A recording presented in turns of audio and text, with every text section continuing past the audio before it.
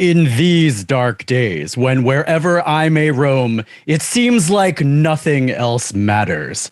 When citizens cry out for justice for all, when we look to the sky for the hero of the day, only for Orion himself to send down a useless king nothing, we, you and I, Brandon Chalmers, break out the whiskey in the jarro and like some kind of monsters, jump in the fire and get whiplash as we emerge to ride the lightning and recharge the batteries of every one in our listening audience.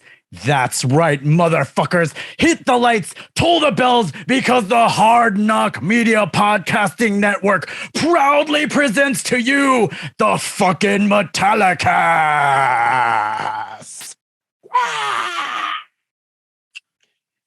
Ladies and gentlemen, the Iceman cometh, for I am your co-host with the mo-host, Brandon Chalmers, and with me today, my one, my only, my friend of misery, Jamie Angry Zen Master Noguchi. So today, we're just going to talk about Metallica. Are we? Because Stranger Things, the final bit of Stranger Things came out. People are losing their shit. Oh my God, Metallica. And young people are discovering Metallica and old people are gatekeeping Metallica. And I'm like, come on, that's some bullshit. So we're just going to talk about Metallica. We're going to talk about like how you and I discovered Metallica on our own, like our own Metallica journeys. Yes. Then we'll talk about our Desert Island Metallica albums if we were stuck on a desert island, and then we will have a debate about the best Metallica song, which means we'll first have to establish what the best song means. Yeah, this is okay. All right, I am actively right now grabbing Metallica out of my Apple library, so this way I'm looking at what I have on my personally cultivated iTunes list. Fucking hell. All right. I for the record, kids, I had no preparation in this, including the intro. God damn, sir. God damn. I can cut a promo. You weren't leaving me much. You were going through it. I was like, and then I'll use this one. And you said it. I was like, and then this one. And you said it. I was like, motherfucker. I didn't thorough. I didn't load. I didn't reload. I didn't. No, you didn't load. No.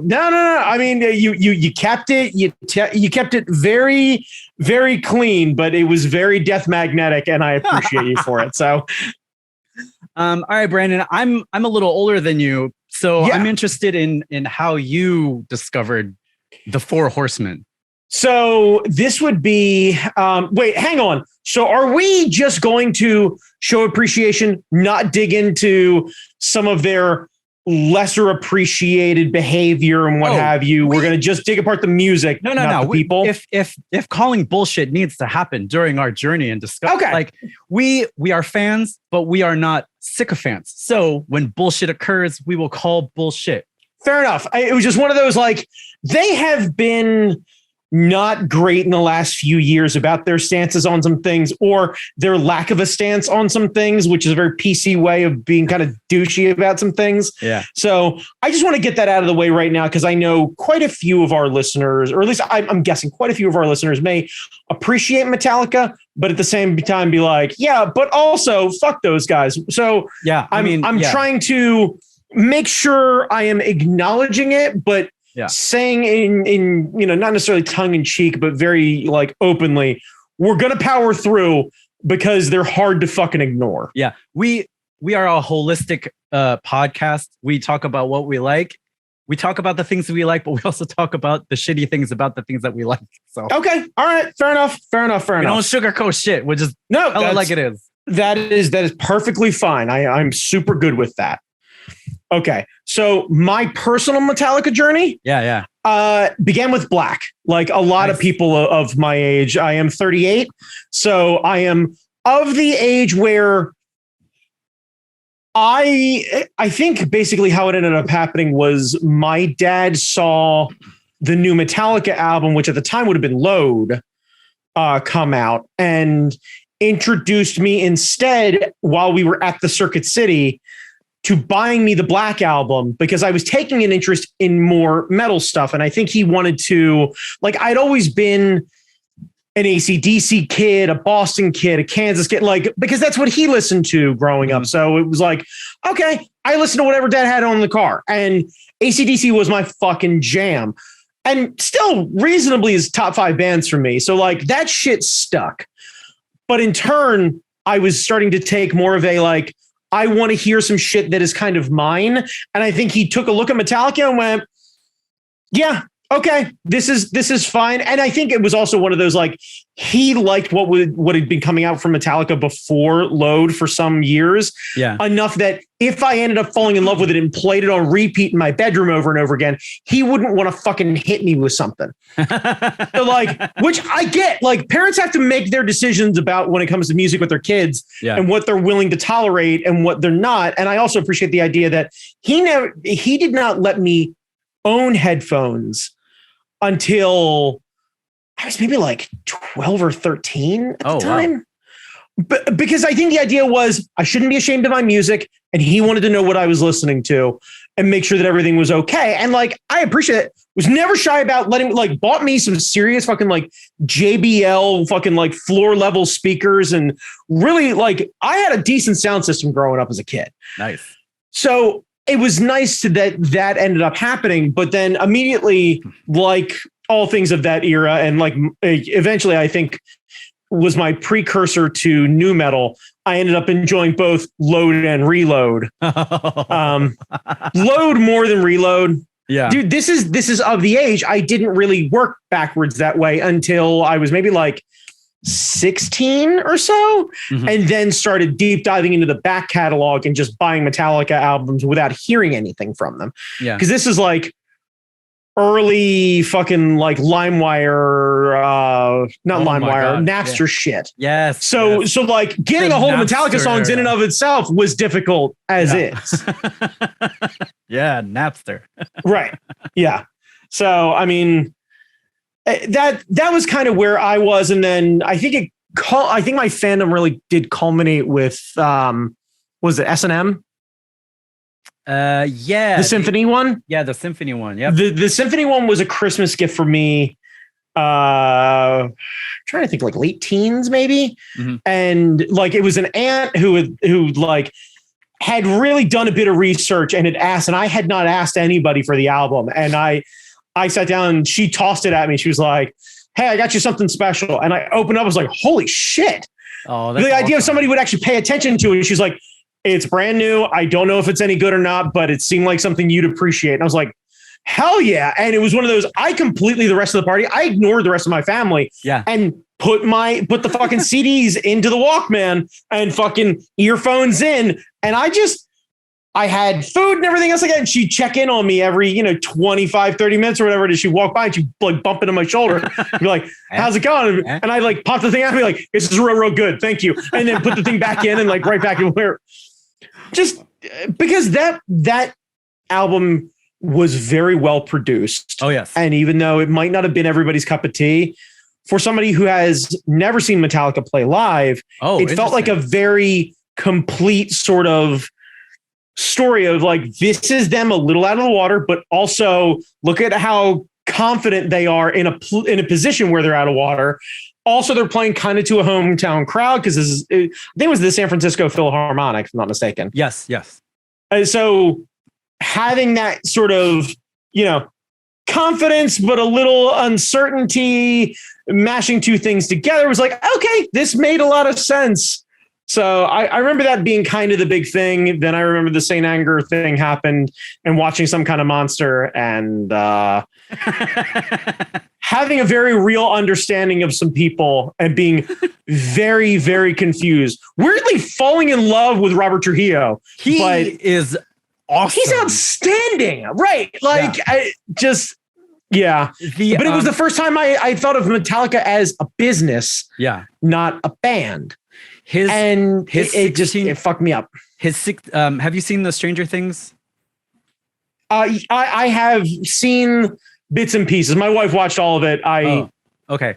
Yeah. Well, you're not giving anything away from me. You're okay. There's a section he plays Master of Puppets. They zoom in on the guitar solo, That is Yeah. Trujillo's son, 16-year-old son, playing the solo for Master of Puppets. That's cool. Yeah. I mean, I can't say I'm surprised because that dude seems equally like super badass, super down to earth, and also super great dad. Like he's got that weird mix of I understand what family's like, and I know how lucky I am to be in this position. And we're gonna like he's almost got a very similar vibe to Jason Momoa. Yes. Like the and I can't tell if it's the long hair or the body type or just how they kind of carry themselves. But like there's a very much a like you said, my man. And like I could very much see in the same sense, like if the two of them got together, I think it might form a black hole and swallow us all. I'm not mad about it. Fuck the rest of them. I want to hang out with him. Like, yes. Yeah. I feel like Kirk Hammett would be okay. Yeah, sure. Yeah, sure. I think he would be a fun dude to watch noodle around with guitars. He seems super chill by comparison. So like, I don't think like if we went out for burgers after a day on the beach and he told stories about him flying all over the place and everything else like that, I think it'd be a perfectly nice evening. Right. Yeah. Like I think I could walk away from spending an evening with Kirk Hammett and be like, you know what? Kirk's a good dude. Yeah. That's good. But so that's kind of my story. Your Metallica journey. My Metallica journey. Yeah. Like I think we all kind of also doubled back when like Guitar Hero was a thing. And, you know, when I started playing guitar, definitely noodling around with a ton of Metallica. Yeah. Like once I learned how to play Thunderstruck, then all of a sudden Master of Puppets felt like the next logical thing for me to tap. Right. Because it's like, okay, well, once I'm all over the place and then, you know, it's like, okay, Thunderstruck, then I think it was Thunderstruck, then Master of Puppets, then for some reason Riff Raff from AC/DC. And then I think I went back and did, I can't remember what the fuck the other one was. I think maybe Blackened or something like that. Yeah. But yeah, so it was just like, okay, this is where I started jockeying back and forth and just kind of learning riffs, but it all being a little too not quite percussive enough for me when it came to playing. So, but what about you? Like, what's your deal? Because you got a few years on me, so you had a chance to dig in kind of early. So I was introduced when the Black Album came out, so 91. Okay, I was in high school. I didn't know shit about metal. I heard Enter Sandman, and so I went to the Sam Goody, and I was like, before then I just listened to like classic R&B, Beach Boys, like Motown, all that kind of stuff, Beatles, and I was like, I want to kind of expand my horizons. So I bought the Black Album, I bought the Best of Queen, and I bought like Ice Cube, Predator. So nice, okay. And I devoured the Black Album. I really liked what was going on there. And a friend of mine got way into ska, and he was a metalhead before that. And he was like, I'm getting rid of all of my stuff. Do you want my CDs? And so he gave me all of the previous Metallica albums. Oh, wow. So you got it all at once. So I had holy shit. Kill 'Em All, Ride the Lightning, Master, Justice for All, the Black Album, all of it. And I just kind of mainlined that shit into my head. Yeah. At the same time, I was listening to the hardcore gangster rap and Muddy Waters and the blues. Like I was listening to everything because I just started playing guitar. Right. So I started like, I got a tab book from the Black Album. So I started learning all of those tabs and the like you do for all tabs, all that shit. Like one, like trying to do like, all the fucking tapping shit and everything. Yeah. And they filmed the making of the Black Album. Yeah. And I picked it up on VHS, and there was a summer where I would just watch that over and over and over again. Plus, like, I think some other music related videos, but I would just watch that shit so much so that my parents could recognize Lars' drum beat. Like whenever Metallica whenever Metallica would come on the radio, they'd be like, I recognize those drums. That's gotta be Metallica. that really like that Larsy sound or whatever. Way too much goddamn snare. Yeah, Jesus Christ. Load came out right when I was in college. That was in 96. Yeah. And I actually got to see Metallica. We stayed up all night. There's a Ticketmaster in the student union at University of Maryland College Park. Got tickets. Got a whole bunch. I paid way too much because like 10 people wanted to go, so we had a whole mob of people. And during the Black Album tour, there was an accident on stage. James lit himself on fire. Oh, that's right. Yeah. And so in the middle of the concert, the stage starts blowing up, and some dude falls out of the rafters. Jesus. And I had known about like the previous accident, so like it was. I knew pretty well that this was all a setup. Like they were playing a. Gotcha. Like, it felt like a work. It was definitely a work. It felt like a work. But I had like friends of mine were freaking out. They were like, "I'm sure. Oh my god, what's happening?" I'm like, guys, it's part of the show. It's part of the show. And right. The stage lights turn on, and they walk out of the pit, and they're like playing, and they have amps on the stage, and they're playing some of the old stuff. And then the amps turn and then like the house amps turn on. So like, and everybody's like, "Oh my god, it was a work. Right. So they put on an amazing show. Like, not surprised. Sometimes when you see a live band, they play their catalog, and some of the songs are like, okay, we get it. Okay. But no. But a Metallica show, bell to bell, at least at that point, I didn't like a lot of the songs on Load, but performed live, fucking on. Like, fucking on. And I went back and I was like, well, maybe I will listen to Load and Reload. Right, yeah. Maybe this isn't so terrible. Maybe I just need different perspective. Like, again, to double back, I think that's why I appreciated S&M so much, because it gave me a newfound appreciation for some of the songs that I had listened to, but been like, okay, that's fine. Yeah. And then I don't remember the timing of things, but at some point they got way pissed off about people downloading their stuff off of that would have I think that would have been like 97, 98 maybe. Yeah, like 97, 98. And people were just blasting Metallica. And I was like, you guys could afford this. You could afford to do something different. Like, I think, did Radiohead come out with a thing where like pay what you want, or was that years later? I thought that was years later, because that was during the era when you could purchase online music. Oh, okay. I just thought like, Metallica, you're richer than God. You can do something different, is what I felt like. And it was so anti rock and roll, because I had another video of theirs where they film each other walk into a bar or walk into a convenience store, grab a 6-pack, like Cliff grabs a 6-pack out of the fridge and walks out. And then they go into a concert. And I was like, where are these boys? Where are these guys? On the highway with the late Cliff Burton. Yeah. And yeah. I think that's part of it. I think they got comfortable. I think they started having families. Like the situations, it's hard for someone to be dad and also an investor and also worry about retirement and everything else like that, and also be fucking rock and roll. Yeah. Like it's why Ozzy feels so comical to me half the time. Yeah. When like all of a sudden he's shuffling around like the fucking crypt keeper, and he's talking to his little dog, and then all of a sudden he's like, rock and roll, and you're like, I want to believe that he's that guy fucking deep down in there.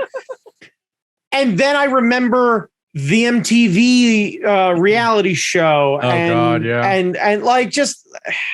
Yeah. And I have to remind myself, they're people. Yep. Like it's hard. Not everybody gets to be Lemmy. That's true. Like there's a reason why Lemmy died being Lemmy. And why Lemmy is not fucking James Hetfield. Like it just that in every sense of the words. Yeah. Like for better or for worse, the divested portfolio, the 401k, the fucking multiple cars, the multiple homes, the flip-flops, the wearing a white t-shirt. Like there's just so many not Lemmy things that he did. Well, I get it, but at the same time, like there are albums that I bought because I had heard them off of shit that I had downloaded. Yeah, and like because the MP3s now sound pretty good. MP3s then sounded like a tin can. No, MP3s then weren't great. Yeah, but it was the only way for you to really test an album. Yeah, without buying it, because the setup in the store to go and do that was fucking terrible. Like the best thing they had were those tinny headphones, and then you would scan the barcode of the CD, assuming it was actually done, and you listen to like 15 seconds of like 3 songs. Yeah. And then hopefully, so basically you bought it based on a name or recommendation. Yeah. As always. And the radio isn't playing half of the shit that I picked up. No. Even the college radio stations weren't playing that shit. So like half the albums that I have in my CD case, I bought them because I stole them first. So like, right. And that's right. But I think like Metallica was one of the few that definitely was getting played by local radio. DC 101, 98 Rock, they were playing Metallica. Yeah. But they were getting royalties off of those plays. Oh, they were touring like a motherfucker. Like, trust me, I hold no protection over Metallica and their behavior during the Napster days. Yeah. And I genuinely believe if they had a hindsight machine, they wouldn't have handled that the same way. Yeah, because they would have started talking about how this ends up hurting the artists in the following ways, but we understand. Or they would try and lower the album price, or they would try and come up with an alternative for it, or They'd figure out a way to handle that better while still making their point. Yeah. Because at the time, I think the record company was telling them a lot of things, and they were basically probably looking at I imagine it had something to do with how their deals were cut with the record companies. Yeah. And they started to look at it and went, holy shit. And started to panic because nobody wanted to pay for Metallica. Yeah. Well, since then, I have not paid for Metallica. Saint Anger came out and everyone was really excited about it. And then I listened to some of the tracks and I forgot, somebody was telling me like, it's amazing. They recorded it and all the levels are way blown out. And I was like, that's not something to be proud of. That's a engineering mistake. I couldn't figure out what was going on with that. And when I watched Some Kind of Monster, and Lars was basically like, we're trying to recapture our garage band sound.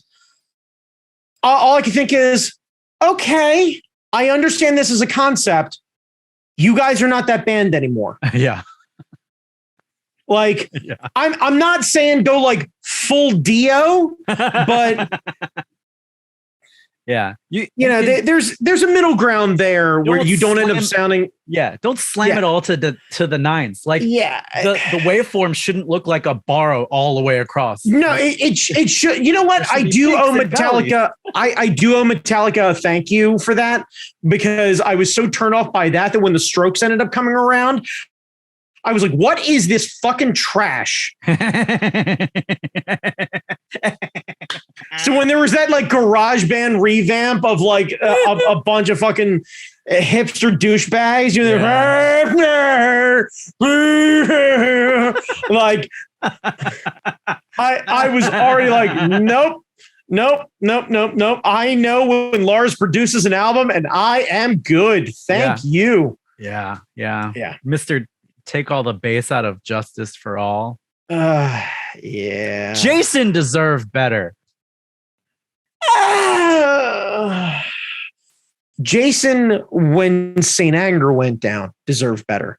Yeah. Jason, in retrospect, after years of hearing what he was trying to do on his own and also how he handled himself through that whole thing, he can collect his check and stay the fuck home. I'm good. I'm good. I did like Pantera when Jason got on stage with Pantera and they did that was fun. That was fun. Yeah. That was definitely fun. That was a lot of fun. Yeah, I have no issue there. Like, Yeah.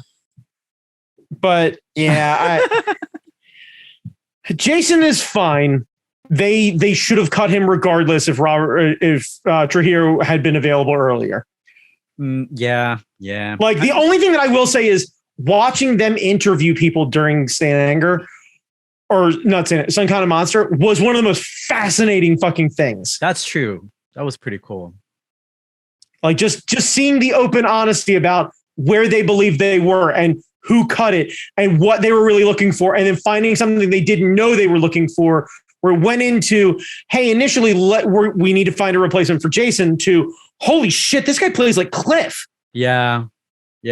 And finding that love again, and then realizing that that was the album they were going to produce after finding that love again. And it was like, okay, so it's why letting them kind of go on tour for a while and then do what they did and then end up firing out, like, what the fuck came after that? Was Death Magnetic the next album after that? Yeah. That makes a lot of sense though. Yeah. Because Death Magnetic definitely felt like a bigger follow-up to like the Black album than anything else.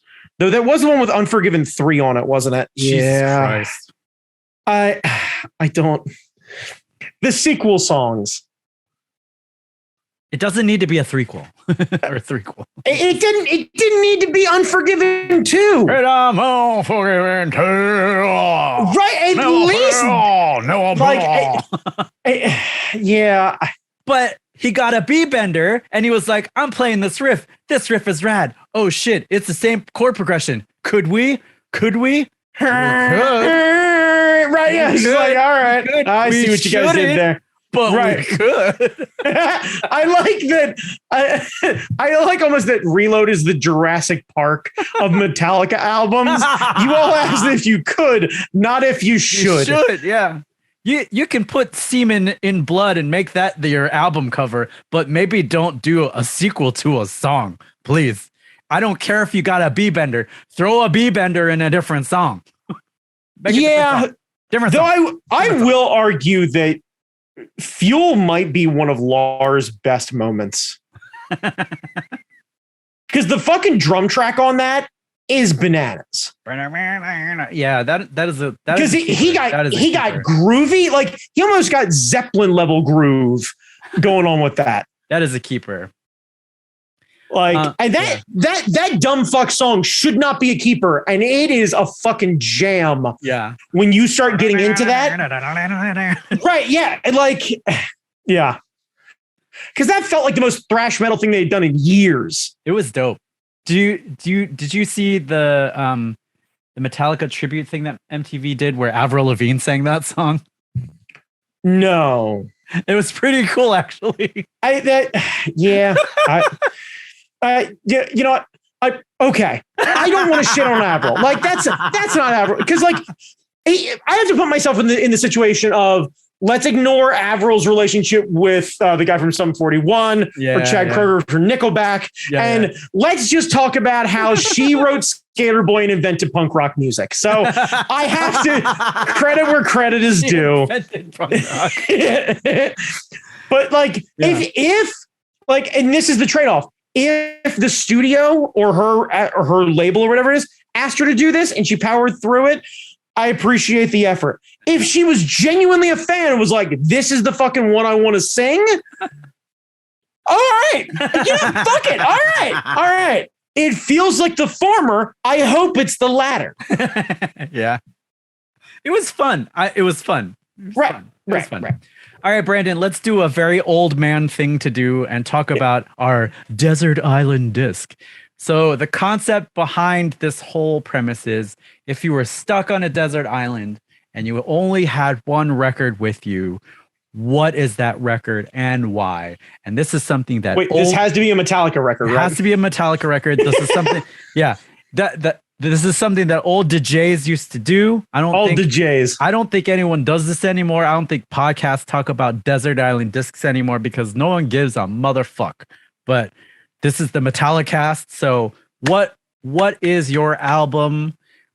You could cheat and do a live album like Binge and I thought I was like, no, Binge and Purge. nope. Binge and Purge has all of them. Nope. I'm doing disc 1 of Garage Inc. Ooh. Like the cover of Sabracadabra is fucking exceptional. Nice. We could turn the page so you get a nice power ballad. Their cover of Turn the Page is what The Unforgiven wanted to be. Yes, that's true. So it feels like I get that kind of long Metallica, like, right. I get Die My Darling. I get Whiskey in the Jar cover, which is fucking great. I get So What? I get Stone Cold Crazy, which is fucking thrash metal. So get out. Right. And I even get a somewhat acoustic ballad because I get the cover of Tuesday's Gone. Hell yeah. Like, I get all of the essence of Metallica having a good time when they had a bit of money, and this is like post-Reload, and they're flush, but now they're trying to figure out what they're doing, and they're having an afternoon in the studio, having a good time covering the shit that they want. Yeah. And it feels like for a large majority of those songs, they all agreed on the tracks. They were like, yeah, you know what? Fuck it. This is real good. That is really awesome.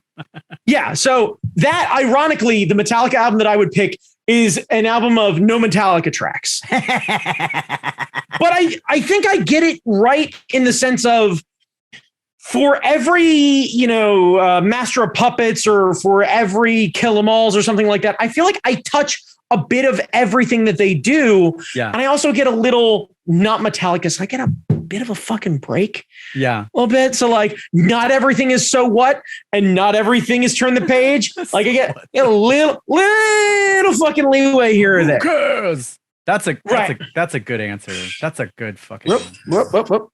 Didn't mean to, not trying to demonetize us. My bad. Sorry about that. Well, let's put it this way. I don't want to get a cease and desisted or anything else like that, or have our video pulled down. So, yeah. But yeah. So what about you, Jamie? Where's yours? So I love, so the Black Album was my first one, but I'm a big fan of Cliff, because Cliff seemed like a genuine dude. Like, yes. He brought a Cliff lot of is the essence of Metallica. Yeah. He seemed like he brought a lot of musicality, some composing. Like the early songs were, it's a journey. Yeah. Orion is a fucking journey. And I think it's Cliff's to kind of pilot that ship. Yeah. I would go with Ride the Lightning. Okay. Because all right. Ride the Lightning has For Whom the Bells Toll, which is like, when I think Metallica, that is super good. That intro alone. Dude, because that's AC/DC right there is what that is. Yeah. Like that is their Hell's Bells. That's their, for those about to rock. Like it's just, it's this long, fucking chaotic, huge arena, fucking rock level. Yeah. Like turn it the fuck up. We need to have speakers to the fucking sky. Yes. If I was an audiophile and I wanted to test out a speaker to see if it could handle it, I would find For Whom the Bells Toll and just blow that shit out. Right. Yeah. Blow that shit out. There's a video called Cliff 'Em All. Yeah. Okay. Clips of Cliff Burton on the road doing his solos. Killing it. Yeah. Him doing a solo, his bass solo, like with the wah pedal, and then ending with just fucking gets you. Well, the idea that he finishes his solo and then tears into that song without a break. Yeah. Yeah. It also has Fade to Black, which is a great kind of ballad thing you got going on. And then Creeping Death. Come on. Those are my three. And like, I don't get one. One is great. I don't get my Enter Sandman, which is awesome. I don't get Sad But True. I don't get some of my favorites, but I get some Cliff. But you get the call of, is it Cthulhu? Because that's not Cthulhu. Cthulhu, yeah. Right. That is a goddamn jam, and that is epic as fuck. Yeah. So yeah, that's my Desert Island Disc, Brandon. That tracks though with your experience versus mine, because I know I'm a cover song junkie, so that both of these tracks. Yeah. I do appreciate covers. Like I love when bands I love do covers of other stuff. Like I love that. Yeah, when they try and they enjoy it, it's fucking exceptional. Yeah. All right. Final topic of the evening. Yes. What is the best Metallica song? See, and now we have to figure out how we quantify that. Right, because and I'm I guess right. Okay, so here's what I'm thinking I do. First and foremost, okay, I go and I search Metallica on my phone, right? Okay. And I look to see what their top songs are. So this is just independently based on plays, to my understanding. We look at the top couple and then we say, okay, this makes sense. Okay. Right? Okay. So what do you think number one is? I think their most played song. I think their most played one is Enter Sandman. Yes. But now I think it's Master of Puppets. Number two. Master because of the show. Right. Now, to your credit, For Whom the Bell Tolls is number three. No shit. And that's genuine. I did not think that was going to be up there. See, and this is what's adding to your logic of this is I'm wondering if we need to have because one is exceptional, but also slow as fuck. And one is that song where if I could cut through a lot of the shit and get into the fucking meat and potatoes of one, I'd be fucking excited. Like the Eagles used to do this, where they do the Desperado and then they do the Desperado reprise. We're gonna cut some fucking. We're gonna get the fucking is what's about to happen right now. Like the old Desperado. I get it. We're gonna build up. I'm gonna do all sorts of fun shit. I'm gonna put fingers in all sorts of random places. But when the time comes and we ready to be a Desperado, we're gonna put on that reprise. We're gonna get the fucking. I agree, except when you pair one with the music video. And that tells a whole story. Fuck that. That doesn't. I don't think the music video counts. Okay. Because if that's the idea, then the Memory Remains needs to be a fucking conversation. Because that video was fucking wild. That's true. And dumb. And that song does not belong in a top 10. Hey, whoa. I will not have you sully the good name of that fucking lady. All right. The best part of that goddamn song. All right. Okay. So I don't. So I don't think one. I love one, but I don't think one is in the running for best. Right song. now, ironically, Nothing Else Matters is after From Who the Bell Tolls. I think that's Kid Rock's fault. No, that was no. Sad but true. Sad but true. You're right. Okay, which is under one. Yeah. So Nothing Else Matters. So that's the sad, sensitive Metallica fans. No. Also trying to play guitar. That's people playing along with that. Yes.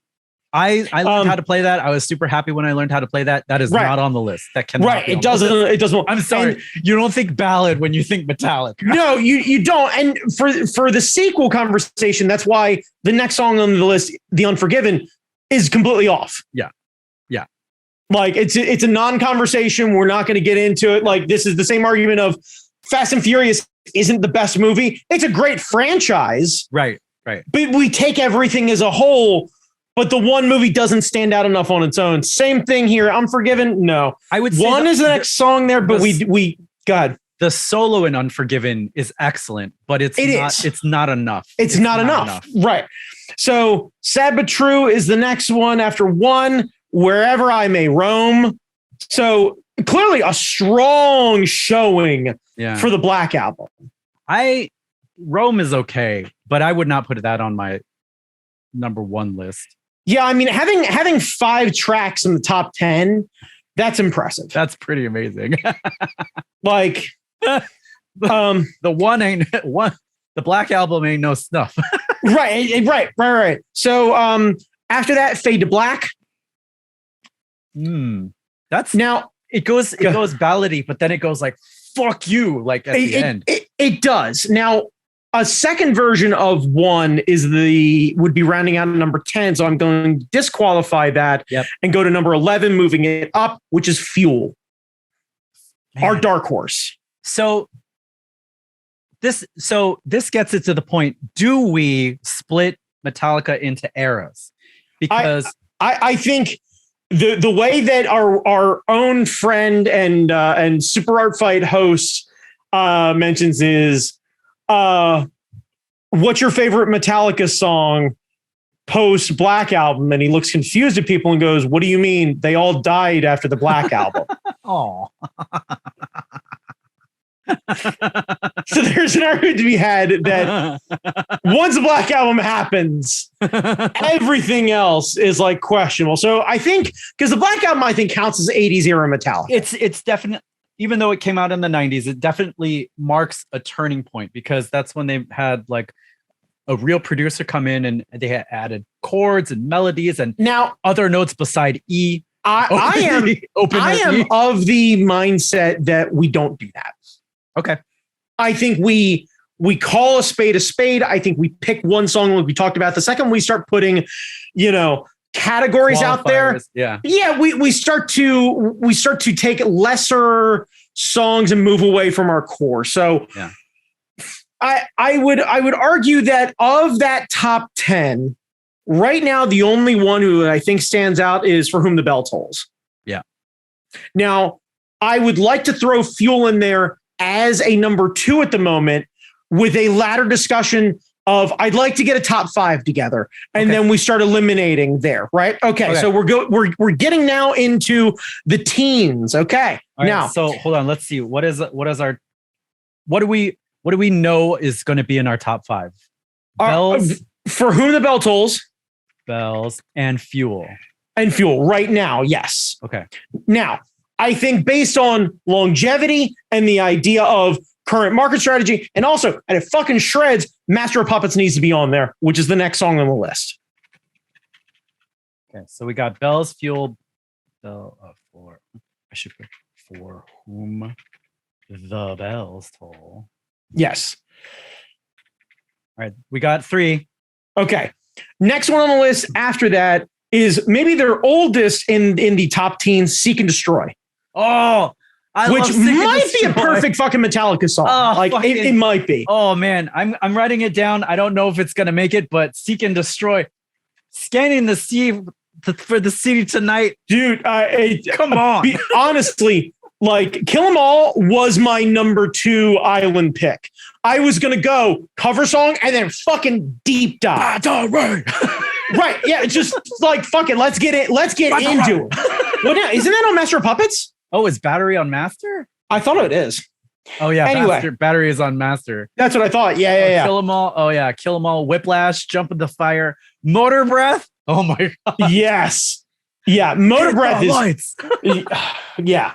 That album is a fucking banger, and that's it. That is full speed all the time. Whiplash. So right. Because my theory is if it's a desert island and I need to get shit done, I need motivation or I need silence. Because worst case scenario, Jamie, if I get tired of listening to Seek and Destroy, I can whistle Wind of Change over and over again. You don't need the record. I'm good. Just whistle. I'm good. Yeah. I can pretend like I can speak German or whatever it is, and Time to occupy. Right, yeah. Okay, so now we start to get into my territory. Mm-hmm. The next 2, Whiskey in the Jar and Turn the Page, I think immediately disqualified. They're cover songs. They don't belong in Metallica's top song. They're great. I love them. They're great. But I openly admit, knowing that is my Desert Island pick, also should not be qualified as any of Metallica's greatest songs. They're not theirs. Great covers, not their songs. Yeah. All right.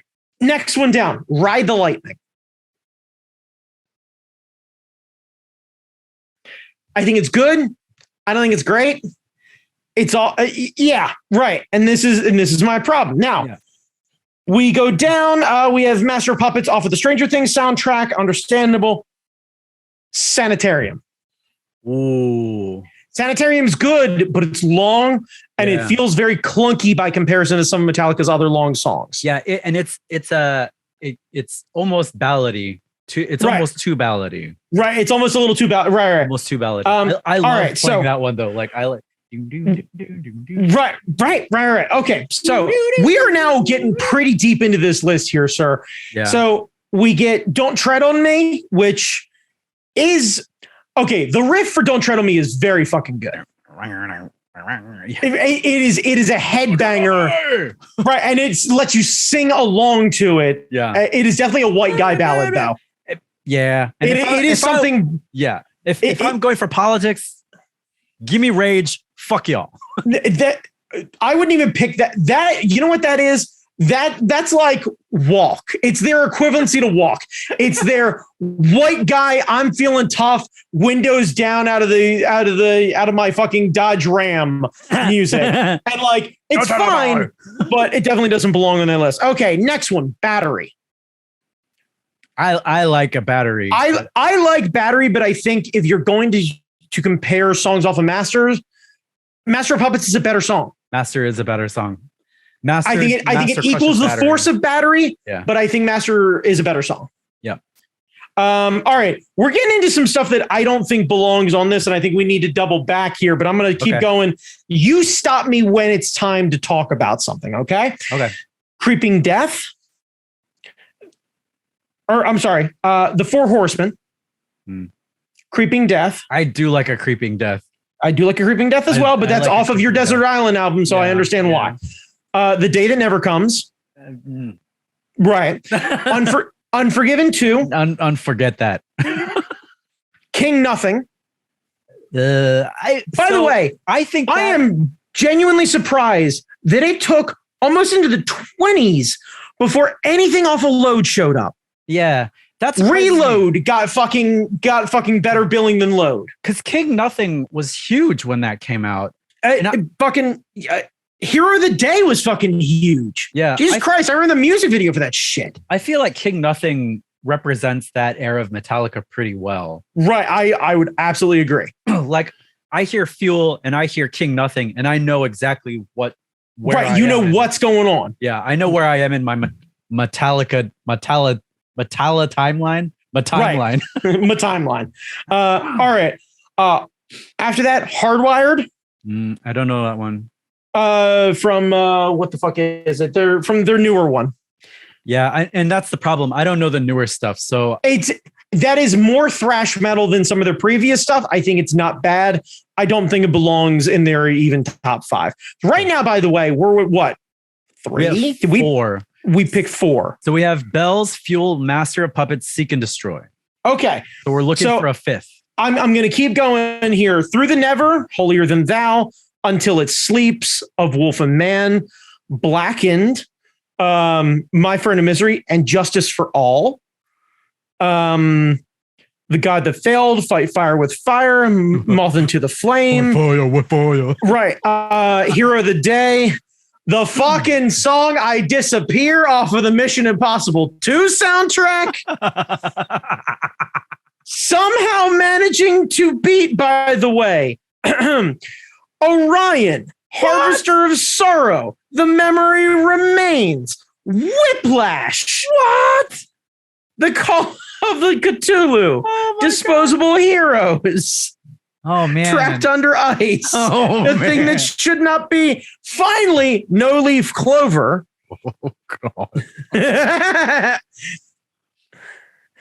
And The Unforgiven 3. And then finally, we're getting now into Saint Anger Shows Up. I think we're well into it, man. Yeah. Like, I think you don't even bother pick a 5 because we're scraping right now trying to get 5.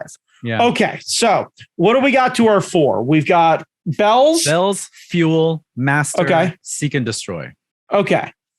We don't want to put 1 on there, correct? We both agreed it's the video and it's a little too slow. 1 is too long. Do we want to put Sandman or Sad But True? I think Sandman is a questionable, but we've both talked about this.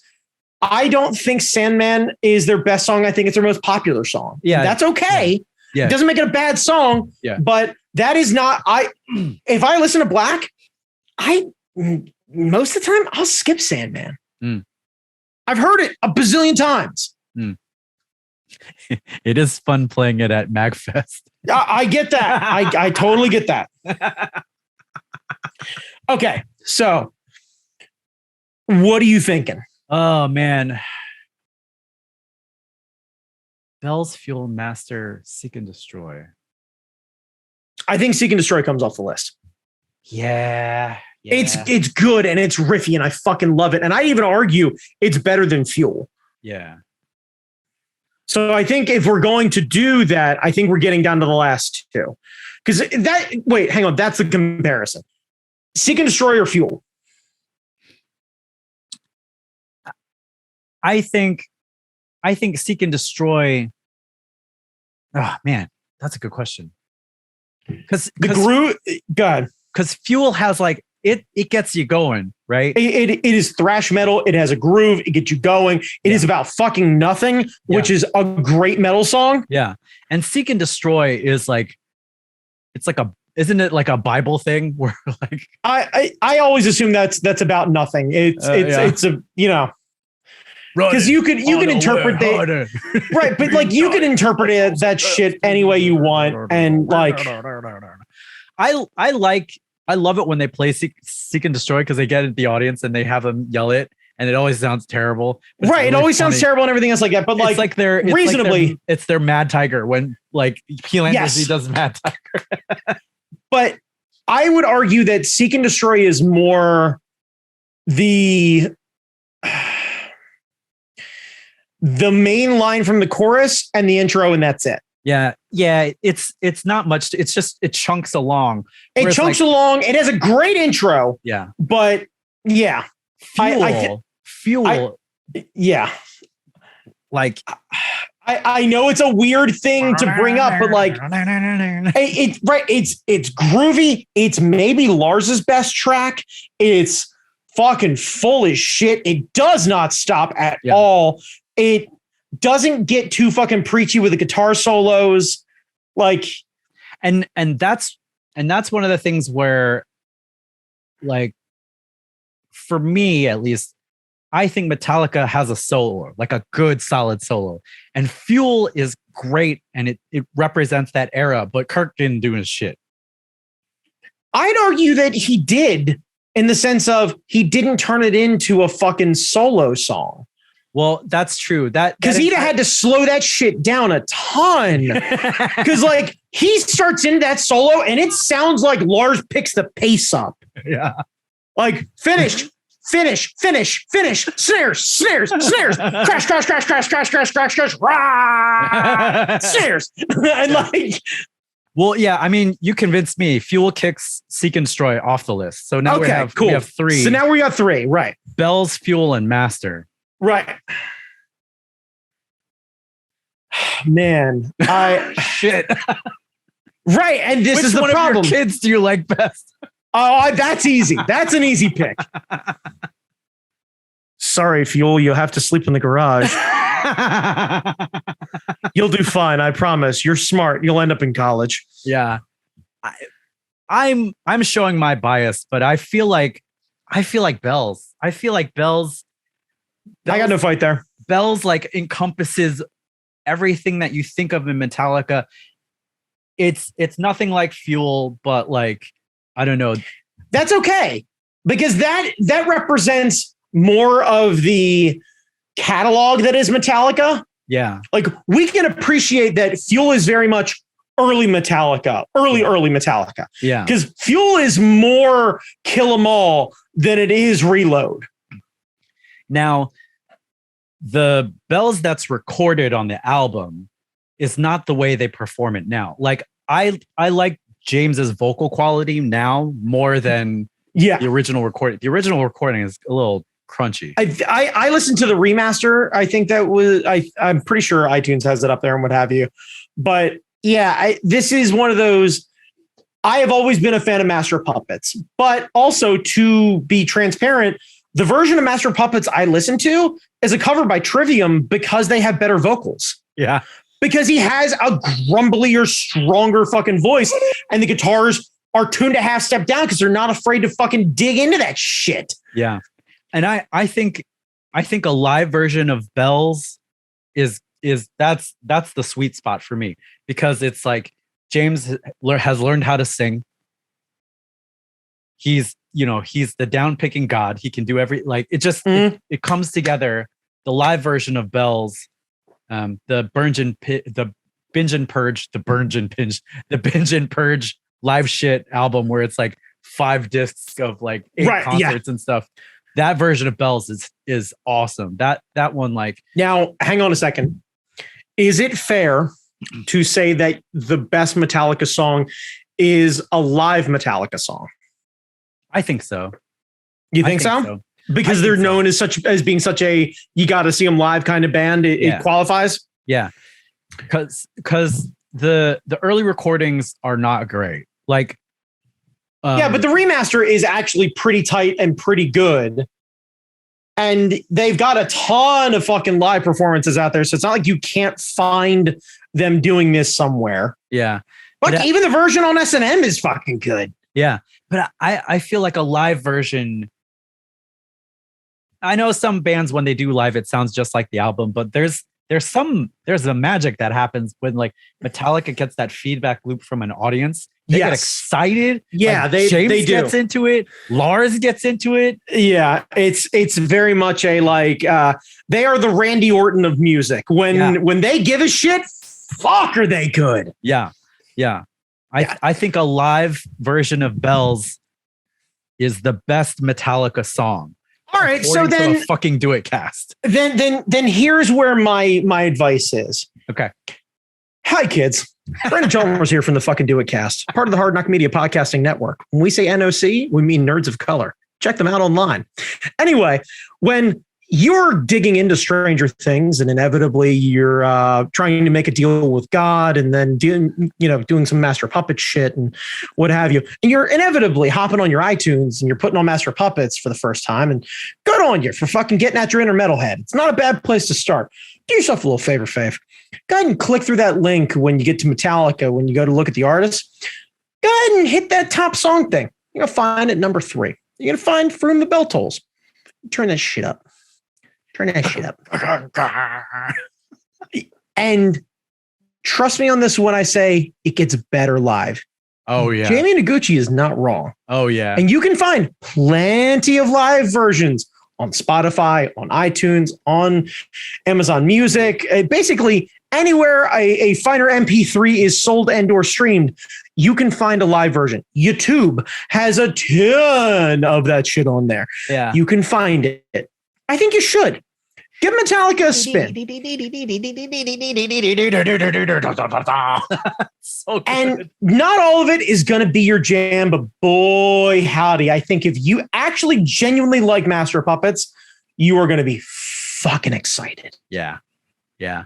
Oh, and Bells has the fucking bell. Bong. Yeah.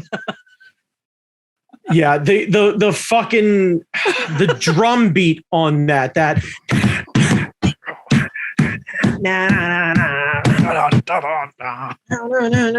Yeah, like just it's so fucking good. It makes you want to get like a 21 piece drum kit and just like keep your neighbors up. It is one of my favorite things to like bass floor tom snare. Like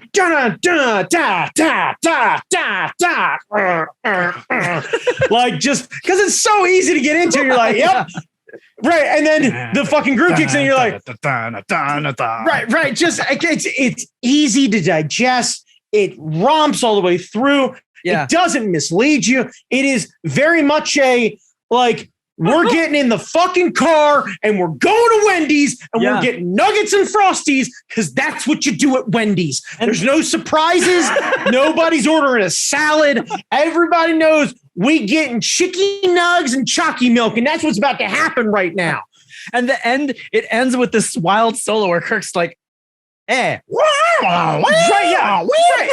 yeah. Poor Kirk is trying to summon a demon out of his guitar at the end, and you're better for it. Every other song is very meticulous, very precise. This one, he's just like, fuck it, grab the whammy bar, hold it. Right? Yeah, he's fucking like when you watch Metallica live and they do this, they're gonna do this. Oh, and the crowd's gonna fucking start fist pumping.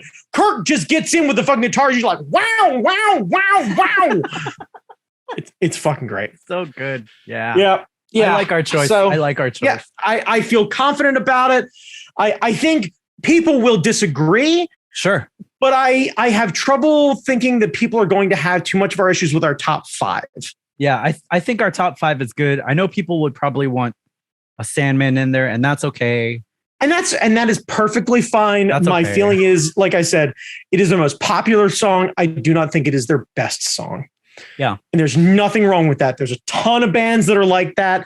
And if anyone has been listening to the same band for some time and been a real fan, and I say real fan, what I mean is you have deep dove into the fucking catalog. You've listened to the fucking B-sides. You've dug into everything.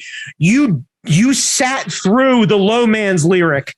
All right. You know what it's fucking like.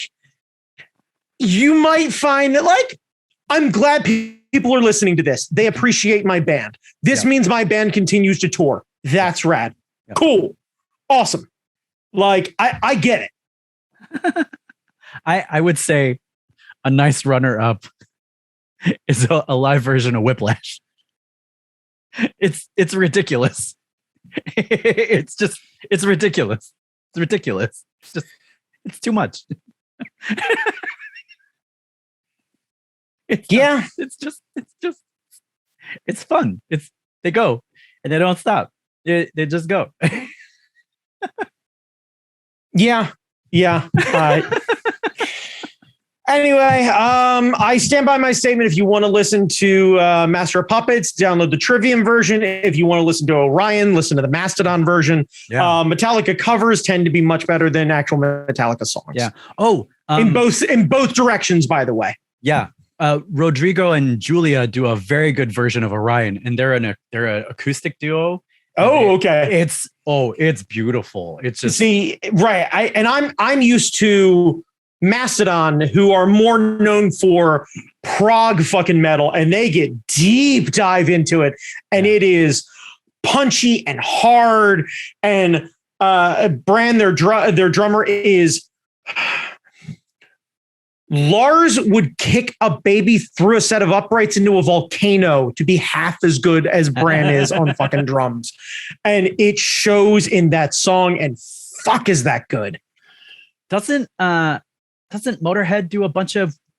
Motorhead does a bunch of shit, yes. Yeah. They do, if I'm not mistaken, they do my favorite version of Enter Sandman. Yeah. Motorhead doing Metallica, that's a revelation. And Metallica doing Motorhead. Yeah. But like Lemmy's voice. Oh yeah. Lemmy's voice on James's bullshit. Come on. Yes. Yeah. Come on. Because come on. Often Never Neverland with Lemmy singing it. Often Neverland. Because come on. That's genuinely scary. Yeah. Yes, it is. Yeah. The voice of God telling you Often Never Neverland. Yeah. Genuinely scary. When it's time to play the game and he tells you going to Neverland. Exactly. It's just exactly time to play the game. Okay. Right. Yeah. Evolution is a mystery. Do you understand, Jamie? It's a theme for wrestling. If it's good enough for Ric Flair, Triple H, and Batista, fuck off. So good. I'd argue that the Evolution theme might be better than half the Metallica catalog. In a 1-for-1 play, especially to non-wrestling fans, because if you just went, hey, there's this really cool unreleased fucking Motorhead song, do you want to listen to it? And it fucking fired up, you'd be like, this is a little slow for Motorhead, this is a fucking jam. Be like, goddamn right it is. Yeah. Oh man. Fucking pedigree and shit, walk away. God damn it. Oh, fucking Lemmy. Yes. The best Metallica song is whatever Lemmy says it is. Well, yeah. This is part of the problem too. It's like we're standing on the shoulders of giants is really what it comes down to. I mean, if Lemmy tells you the best Metallica song is like Hero of the Day, it's done. You can't argue with Lemmy. If he does, goddamn, if he did a version of Hero of the Day, holy shit, that'd be good. If Lemmy said Unforgiven 3 Oh was my the best God, Metallica right. song, it's Yeah. the best Metallica song. Cause you're Unforgiven 3. God damn, Lemmy is so good. Was, unfortunately. He'll live on in my heart. R.I.P. Liam! Goddamn, wait, hang on. No, I can't drink a beer with that when I have actual brown liquor. Yeah. Fuck yeah, Lemmy. For Lemmy. All right, Brandon. I think we had fun tonight. Where can people find you? You can find me on Instagram at Send Ted Cruz. Go ahead and send dick pics, just deep vag dives, Metallica covers, homemade Metallica covers, by the way. Remember, blood and semen is the right mix. God, I remember that shit. Oh. Yeah, you do. Ugh. Little goatsy pictures, just whatever strikes your fancy. You happen to be making mimosas, and you're like, hey, click. Yeah. Send them on over my way at Send Ted Cruz. And if you happen to want to see my other account, it's at Brandon Chalmers. Or sorry, at that guy Chalmers. A little spirit of the Lemmy got in me. Jamie Noguchi, you are a man of many words who only needs a few. A man of many volumes, but they all better be fucking loud. A man that absolutely everyone needs to find on the interwebs. And where can they find you, sir? I'm on Instagram, Jamie Noguchi. I'm on Twitter, Angry Zen Master, and then wherever finer podcasts are sold.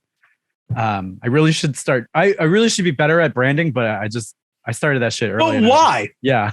Yeah, we didn't start a webcomic in fucking 1999. No. So fuck it. Oh, well. Yeah. No packs for us, Jamie. All right. Listen to some rad music and yeah. Yeah, or even some Metallica.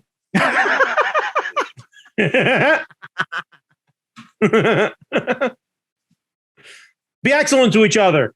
Fucking, I'm a computer. Stop all the downloading.